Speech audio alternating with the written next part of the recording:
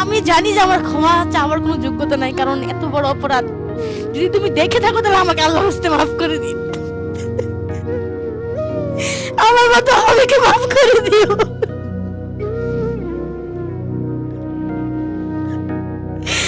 যে তোমার ভালোবাসা বুঝতে পারে নাই। আমি পায়ে ধরে মাপ চাইতাম আপনার কাছে, বলতে আমাকে মাফ করে দেবে, পায়ে ধরে মাপ চাইতাম। আপনাদের সবাইকে স্বাগত জানাচ্ছি এতেশাম স্টুডিওর আরেকটি নতুন পর্বে। আমি এমন ফ্যামিলিতে বড় হয়েছি যে যেখানে শাসন বারণ ভালোবাসা কোনোটাই পাই নাই। সবচেয়ে বড় কথা হচ্ছে যে আমার আব্বু 4টা বিয়ে করলো, দিছে খরচপত্রে দিছে, তারপরে মাঝে মাঝে মানে যে ভালোবাসাটা পাওয়ার, যে সন্তানের প্রতি একটা দায়িত্ব থাকে বাবার, সেটা কখনো পাই নাই। তো আমার আব্বু অনেক কষ্ট করে আমাদের বড় করছে। তো আমার সবসময় অনেক খারাপ লাগতো যে আমার আব্বু আম্মু যখন মারামারি করতো, আমার আম্মুকে প্রচুর মারতো, আর এই ডিপ্রেশনে আমার অনেক কষ্ট লাগতো। মাঝে মাঝে মন চাইতো বাসা থেকে চলে যাই, যে অন্য কোথাও চলে যাই, এখানে আমি থাকবো না। তো তারপরে স্কুলে ভর্তি হইলাম, মোটামুটি ফ্রেন্ডের সাথে চলাফেরা করা, স্কুলে যাওয়া। এর মধ্যে আবার একটা ছেলে আমাকে পছন্দ করছে, তো দুষ্টামি করে বলছে আমার বাসায় চলে যান, বিয়ে করে ফেলবো নি। আমি আর সে ছেলেদের প্রতি কোনো ই নাই, যে আব্বু যে মারামারি করে, আমার অনেক জিদ, ছোট থেকে জিদ, আমি কখনো বিয়েই করবো না। ছেলেরা এত খারাপ, যা খুশি তাই বলে। বাপকে যেমন দেখেছি, হ্যাঁ, মানে আমি এগুলো নিতে পারতাম না, আমার কষ্ট লাগতো। আমি রাতে ফুপিয়ে ফুপিয়ে কান্না করতাম যে কেন আমার আম্মুকে মারলো, আমার অনেক কষ্ট হইতো। তারপরে স্কুলে যাওয়ার পরে আমার ছেলের সাথে দেখা হইলো, একদিন দেখা হয়েছে, আমি বলছি ঠিক আছে যাইন বিয়ে করবো নি। তো ছেলেও চলে গেছে আমার বাসায়, পরে আমার ফ্যামিলি বিয়ে দিয়ে দিছে। হ্যাঁ, রাজি হয়ে গেল। হ্যাঁ, রাজি হয়ে গেছে। তো যাই হোক, বুঝেন না, আপদ গেলেই তো বাসে, আমার আপু তো আর দায়িত্ব তো নিতে পারবে না। এই একটা কমে গেলে আর বেশি ভালো হইলো। যাক, ছেলেটা অনেক ভালো ছিল, অনেক ভালো ছিল, উনি আমাকে অনেক ভালোবাসতো, কিন্তু আমি তো ওনাকে ভালোবাসি। আমি তুই আমাকে আসবি না, আমি তোর পছন্দ করি না। উনি অনেক পায়ে ধরছে আমাকে, সবসময় আমাকে রাখার জন্য অনেক চেষ্টা করছে। 2 দিন পর চলে আসতাম। বাট সে আপনাকে খুব ভালোবাসে, অনেক ভালোবাসতো, আমাকে অনেক কেয়ার করছে। একটা মানুষ যতটুকু কেয়ার করা সে করছে, অনেক চেষ্টা করছে। আমি রান্না করি নাই, ও রান্না করছে আমার জন্য, ও কাপড় চোপড় ধুয়ে দিছে। আমি ফ্রেন্ডের সাথে গেছি রেস্টুরেন্টে, দামি দামি খাবার খাইছি, পিৎজা, বার্গার। আর ও তো ছোট ছোট খাবার পছন্দ হইতো না, তুই যেমন তোর চয়েস এমন, মানে অনেক গালাগালি করছি। তারপর ফেসবুকে এই যে, তারপর ফোন কিনলাম, ফোন কেনার পর ফেসবুকে তখন তো দেখি আইডি নাম হচ্ছে রাহুল ইসলাম, ফরহাদ খান, ইমন চৌধুরী, আমাকে গ্রুপকে অ্যাড করেছে। আমি বলছি আপনার ছেলেরা এত ফাজিল কেন, আমাকে গ্রুপে অ্যাড করেছেন কেন? হুট করে বলতেছে না না আপু, এটা ছেলে না তো, সবাই মেয়ে। আমি মেয়ে মানে ভিডিও কলে সবাই আসে, দেখি অনেক সুন্দর সুন্দর মেয়েরা, কেউ হচ্ছে তার বাবা ইঞ্জিনিয়ার, কারো বাবা প্রফেসর। এসব ছেলে নাম দিয়ে ওরা হ্যাঁ, মেয়েরা একসাথে আড্ডা দেয়, আড্ডা দিচ্ছে সবাই। হ্যাঁ, আড্ডা দিচ্ছে। আমি তো তখন ফার্স্ট ঢুকলাম, ঢুকে বললাম শেষ। যাও একটু হতো, ওই হাজব্যান্ডকে রান্না বান্না করে খাওয়াইতাম, একটু হলে তো কথা বলতাম। এরপরে সবসময় ফোন নিয়ে পড়ে থাকতাম, মানে ফোন আর ফোন, সবসময় গ্রুপে চ্যাটিংয়ে ইত্যাদি, দেখা করা বলেন, ভালো একটা পোস্ট করলে লেখালেখি বলেন, সবসময় থাকতাম। আমি আর সে ছেলেদের প্রতি কোনো ই নাই, যে আব্বু যে করে, আমার অনেক জিদ, ছোট থেকে জিদ, আমি কখনো বিয়েই করবো না। ছেলেরা এত খারাপ, যা খুশি তাই বলে। বাপকে যেমন দেখেছি। হ্যাঁ, মানে আমি এগুলো নিতে পারতাম না। তারপরে আস্তে আস্তে একটা মেয়ের সাথে আমার পরিচয় হয়। ওই মেয়েটার বাবা মা হচ্ছে চলে গেছে বাহিরে। পরে বলতেছে যে আমি তোমার সাথে থাকতে চাই, তুমি কি রাখবা? আমি বলছি আমি রাখবো। তারপর ওই মেয়ের সাথে কথা বললাম, ওর টিকিট করে চলে আসলাম, ওর বাসায় নিয়ে আসলাম।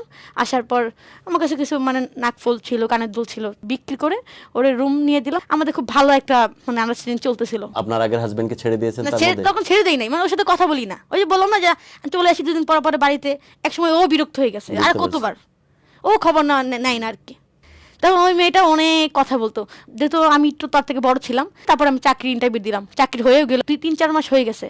পরে আমার দিয়ে চাকরি অনেক কষ্ট হয়, রাতে 12টা আর 10টায় আসতে হয়। পরে আমার হাজব্যান্ডকে আমি ফোন দিলাম, বললাম তুমি চাইলে সাথে থাকতে পারো। ও তো আমার জন্য একদম পাগল। তারপর ও চলে আসলো, আসে 2টা রুম নিল। তো ও কি করতো, বলতো বাবু তুমি কি খাবা? আমি বলছি আমি এটা খাবো। ও রান্না করে দিয়ে যাইতো, মাঝে মাঝে খাবার কিনে নিয়ে আসতো।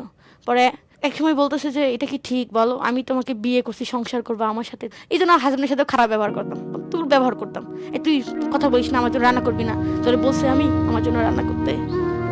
তুই তো ছেলে মানুষ, আমার দরকার নাই তোরে। মানে অনেক খারাপ ব্যবহার করছে। একটা মানুষ কতটুকু নিকৃষ্ট হলে এরকম বিহেভ করতে পারে, আমার তখন মোডে ছিল না।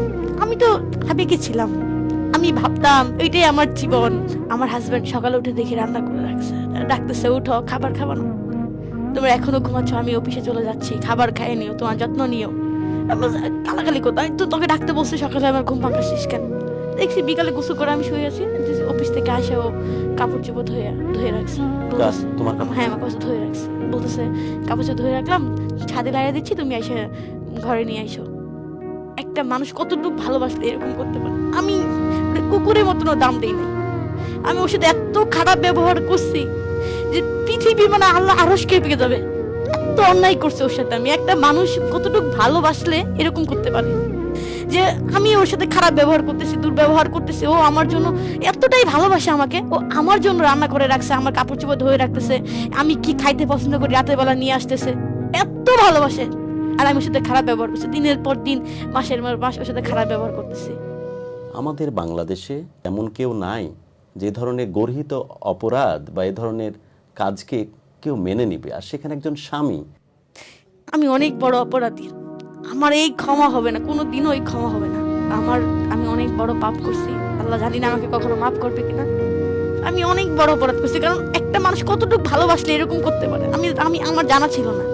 আমি এখন যে অনুতপ্ত হয়েছি, যদি এখন আমি তাকে পাইতাম, তার পা ধরে বলতাম আমাকে মাফ করে দাও।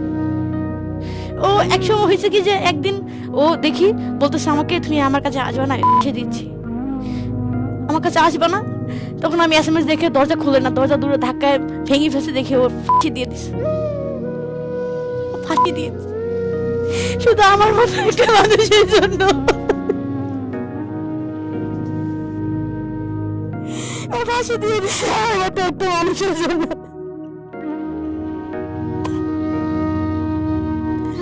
ও অনেক সুন্দর ছিল, ওর চেহারা মানে ওর চোখে, ওর চোখ দিয়ে গাল দিয়ে মানে যে কি বলবো লাল যে রক গুলো বের হয়ে পড়তেছিল। আমি ওর পায়ে ধরে বলছি নামেন তো নামেন, আমার ভুল হয়েছে, নামেন, আপনি নামেন।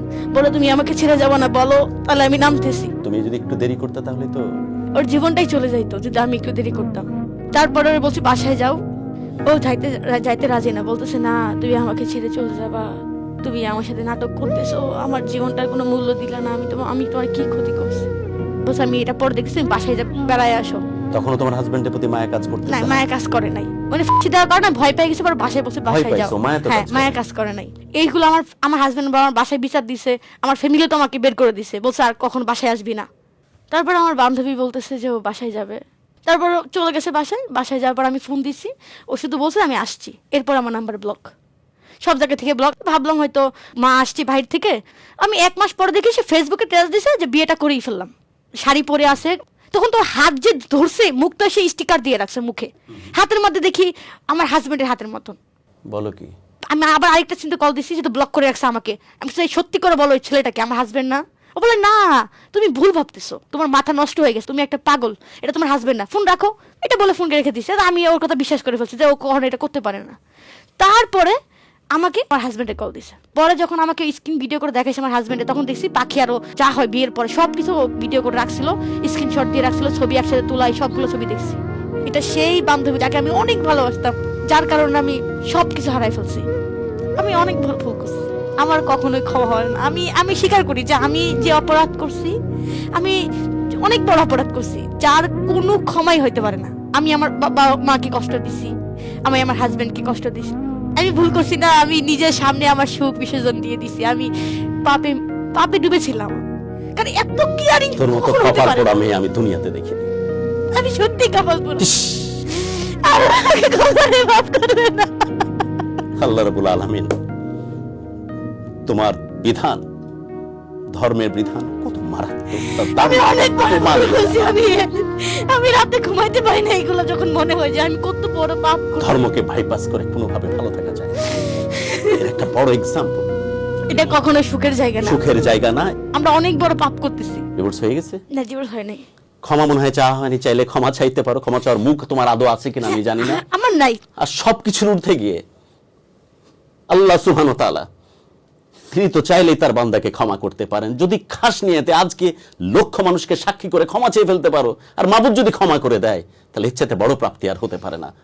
যদি আমি জানি যে আমার ক্ষমা চাওয়ার কোনো যোগ্যতা নাই, কারণ এত বড় অপরাধ আসলে দুনিয়াতে যারা করে তাদের শাস্তি দুনিয়াতেই হয়, আমি সেটা বুঝতেছি, আমি সেটা দেখতেছি। আমি ওকে এখনো দেখি নাই, আর এরপরে কথা হয় নাই। যদি তুমি দেখে থাকো তাহলে আমাকে আল্লাহ বুঝতে মাফ করে দিন,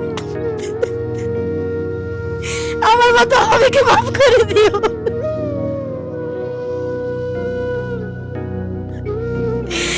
যে তোমার ভালোবাসা বুঝতে পারে নাই।